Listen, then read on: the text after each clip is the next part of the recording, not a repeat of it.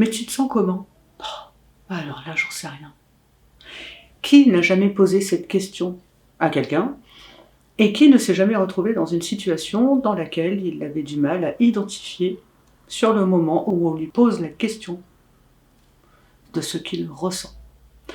Comme l'indique le titre de la vidéo, Autisme et émotions alexithymie, c'est un sujet qui finalement n'est pas tant abordé que ça avec le public, avec vous par exemple, et lorsque l'on est notamment TSA, puisque l'alexithymie se retrouve fréquemment chez les personnes TSA, mais pas uniquement évidemment. Même entre nous, lorsque nous avons envie d'évoquer le sujet, finalement, on tourne assez rapidement en rond, et ça se termine régulièrement par des phrases de type « de toute façon, j'y arrive pas, mes émotions sont envahissantes, je sais même pas ce que je ressens, et je m'en sors pas ». Et il faut savoir que, d'ailleurs je suis concernée par ce sujet, donc les personnes TSA peuvent être sujettes à ce qu'on appelle l'alexithymie. Ne vous inquiétez pas, je vais évidemment détailler, même en vulgarisant, les caractéristiques de l'alexithymie et vous allez comprendre pourquoi je trouve ça intéressant d'aborder ce sujet, pour une meilleure compréhension de nos propres émotions en tant que TSA et aussi pour pouvoir expliquer les difficultés que l'on peut avoir avec la gestion et la compréhension de nos propres émotions et également l'identification et la compréhension donc des émotions des autres. Forcément, dans le lien social, ça peut être important de savoir de quoi on parle.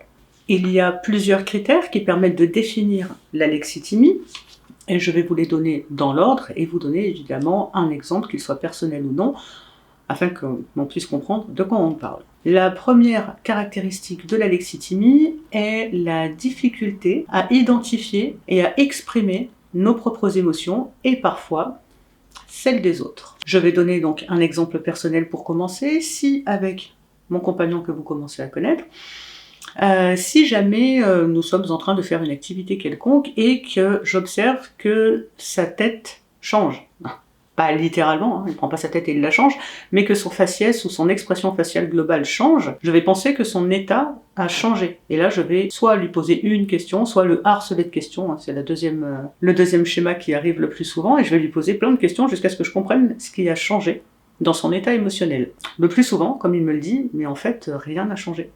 Donc son propre état n'a pas changé, son faciès a été modifié pour X raisons, je veux dire, personne n'a un visage de cire complètement fixe, et comme je n'arrive pas à percevoir son état, je m'inquiète en me disant il a changé d'état alors que pas du tout.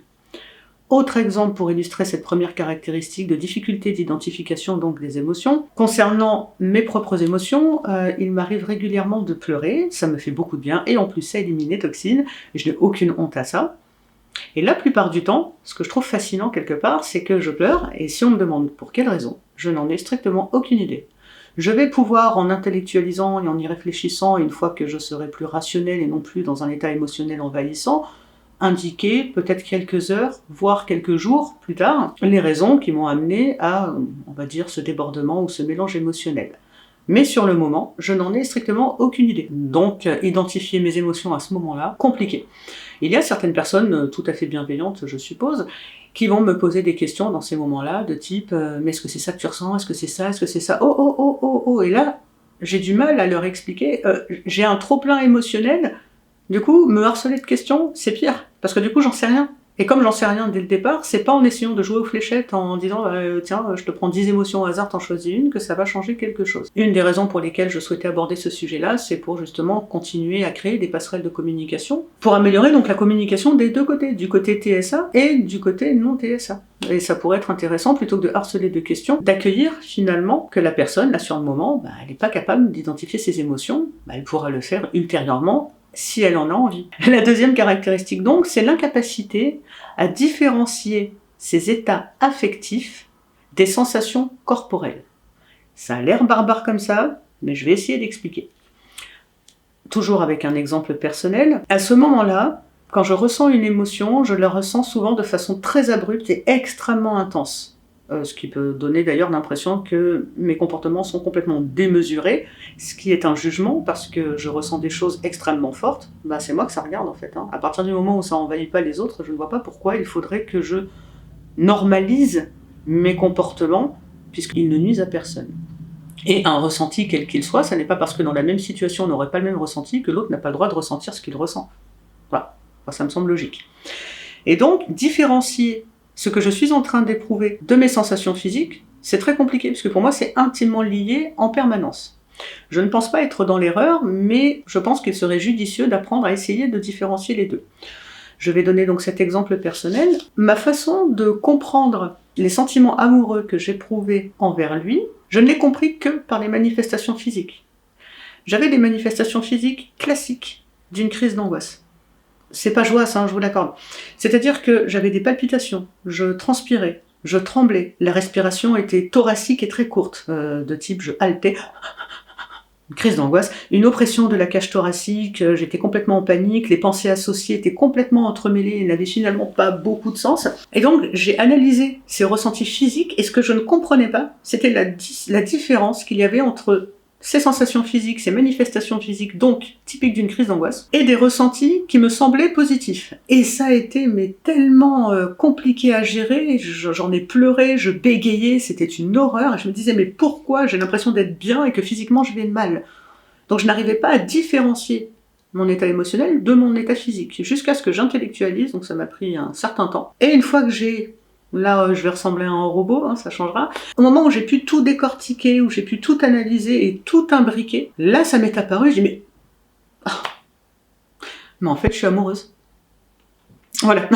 Drôle de façon de se rendre compte des sentiments amoureux qu'on peut avoir pour quelqu'un, mais ça illustre parfaitement cette difficulté à dissocier donc l'état affectif des sensations corporelles. La troisième caractéristique de l'alexithymie est une limitation de la vie imaginaire. Et là, je fais quand même une courte différence entre la vie imaginaire et la créativité. Par exemple, je suis quelqu'un de créatif.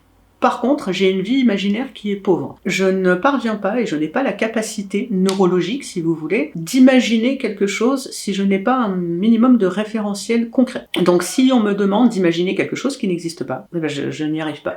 Et je pense que c'est étroitement lié avec le fait que la littérature de science-fiction ou les films de science-fiction me sont difficilement accessibles. Et je pense même que le fait, lorsque j'étais enfant, les dessins animés ne me passionnaient pas plus que ça, je pense que c'est aussi lié avec cette vie imaginaire qui est donc limitée, ou pauvre, ou n'importe quel qualificatif si vous voulez.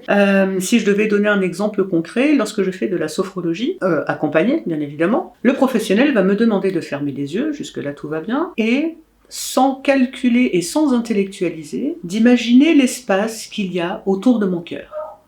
Ça fait des semaines que j'y réfléchis de temps en temps, et en fait, je comprends chaque mot qui est prononcé, je pense comprendre ce qu'on veut me faire imaginer, mais il ne se passe strictement rien. C'est-à-dire que, à part imaginer que mon cœur a à peu près cette forme-là, qu'il est constitué comme ça, qu'il est à peu près là dans mon corps, et qu'autour de mon cœur, il y a telle et telle chose. Et c'est pas du tout ce qu'on me demande, on est bien d'accord. Il faudrait que j'imagine une sensation d'espace entre mon cœur et d'autres organes. Et en fait, ça, je crois que dans 3 ans de sophrologie, j'en serai au même point. Donc effectivement, j'ai une limitation donc de la vie imaginaire. La quatrième caractéristique de l'alexithymie, alors la phrase est un petit peu barbare, mais je vous l'expliquerai, c'est le recours à l'agir ou à l'action pour résoudre ou éviter des conflits.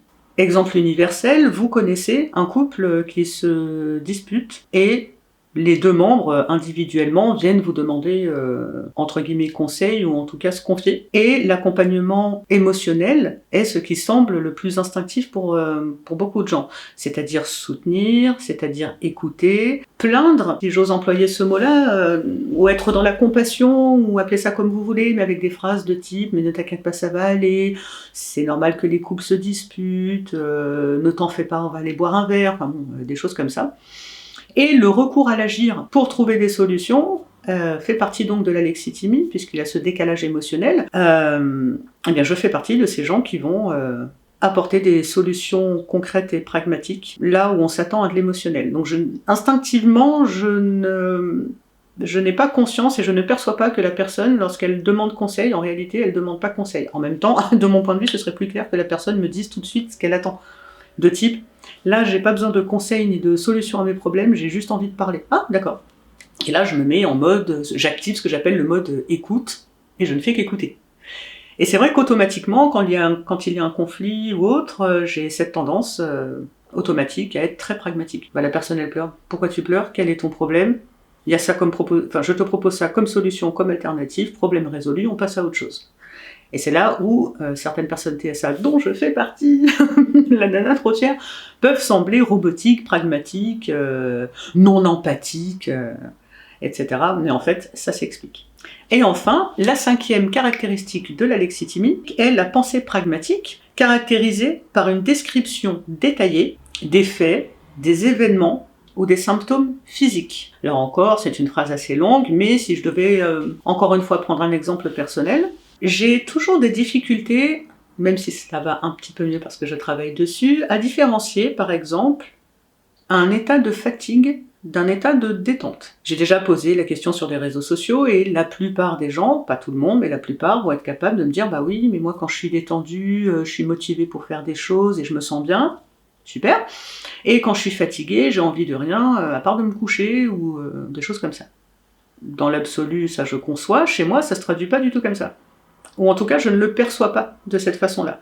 C'est-à-dire que, physiquement, par contre, je suis capable de décrire de façon extrêmement détaillée toutes les manifestations physiques lorsque je suis fatiguée et lorsque je suis détendue, qui, à 98%, sont les mêmes, d'où mes difficultés à différencier la fatigue de la détente. Parce que pour moi, c'est pareil, je bâille, j'ai les yeux qui piquent, je suis crevée, et je me sens pas nécessairement mal quand je suis fatiguée, je me sens pas nécessairement ultra joyeuse quand je suis détendue, enfin, je trouve, chez moi en tout cas, il y a très peu de différences, et j'ai encore du mal à les distinguer.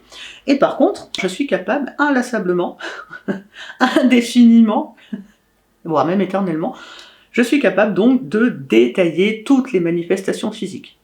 Donc quand je suis fatiguée, il se passe ça au niveau de mes genoux, au niveau de mes orteils, au niveau de mes mains, ma respiration elle est comme ci, ma tête elle est comme ça.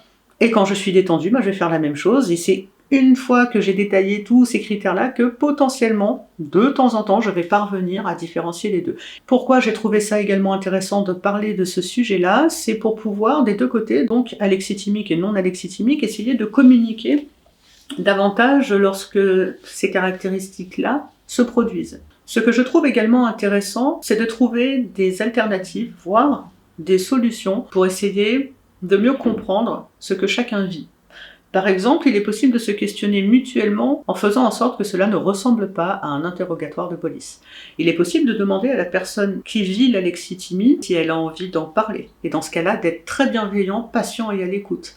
D'être finalement, comme avec tout le monde, bienveillant, d'être dans l'accueil de l'expression des émotions de l'autre, à condition évidemment que ça ne heurte personne. Si c'est une personne qui a envie de vous frapper, c'est peut-être qu'à un moment donné, il faut faire attention. Mais dans la plupart des cas, dans la majorité des cas, les expressions des émotions peuvent sembler soit inexistantes, soit exagérées, mais parce que le ressenti de la personne, à ce moment-là, est ressenti comme ça. Et donc, elle l'exprime comme elle peut. Et c'est déjà pas mal, finalement, qu'elle l'exprime comme elle peut, plutôt que pas du tout. Et c'est pour ça, les phrases de type « tu devrais pas ressentir ça »,« t'as pas l'impression que ce que tu ressens c'est démesuré »,« t'as pas l'impression que t'exagères », ce sont des phrases qu'on entend malheureusement très souvent, et qui sont finalement normalisantes ou validistes, comme on dirait. C'est-à-dire qu'en gros, il y aurait une norme, une tendance à ressentir les émotions de telle manière, à telle intensité, et à l'exprimer de telle façon. Et quand on sort de ce cadre-là d'intensité ou d'expressivité, dans ce cas-là, ça y est, on n'en peut plus, c'est forcément une hystéro, ou au contraire, quelqu'un qui ressent rien, à la limite de la psychopathie. Et je pense que finalement, il y a un panel beaucoup plus large d'intensité et de façon d'exprimer un ressenti ou une émotion. Donc je pense qu'il est très important des deux côtés de pouvoir en parler, mais en respectant le rythme de chacun. On peut pas demander sans cesse à quelqu'un qui a des difficultés à identifier ses propres émotions oui, t'es sûr que c'est pas ça, moi à ta place j'aurais ressenti ça, c'est bien gentil, mais on n'est pas pareil, donc je ne vois pas pourquoi on ressentirait la même chose à ce moment-là. Par exemple, je fais partie des gens qui ne vivent pas de honte, je ne ressens pas d'émotions telles que la honte. Dans plein de situations que j'ai vécues, des gens m'ont déjà dit « Oh, moi à ta place j'aurais honte ». Bah oui, mais moi pas. Du coup on fait quoi? Est-ce que c'est parce que moi je vis pas ça, c'est pas normal? Parce que 3 personnes sur 4 auraient vécu de la honte, si moi je la vis pas, ça fait de moi quelqu'un de pas normal? Excuse-moi de ne pas avoir de problématiques sociales et de ne pas avoir honte d'être qui je suis. Du coup, de mon point de vue et dans mon monde, c'est plutôt moi qui suis normale. Donc j'espère que c'est une vidéo qui vous en aura appris un petit peu plus, peut-être sur vous, peut-être sur vos proches ou vos enfants. Et n'hésitez pas, toujours pareil, à laisser des petits commentaires. Et je pense à régulièrement faire des vidéos justement sur les émotions, parce qu'il n'y a pas que l'alexithymie, qui est quand même une gestion assez spécifique de l'identification et l'expression des émotions, mais je pense que c'est un sujet qui parlerait à beaucoup de gens, pas uniquement des personnes autistes. Mais en tout cas, je vous remercie une nouvelle fois de m'avoir regardé, de m'avoir écouté et d'avoir été suffisamment patient pour être toujours là et m'encourager à continuer les vidéos.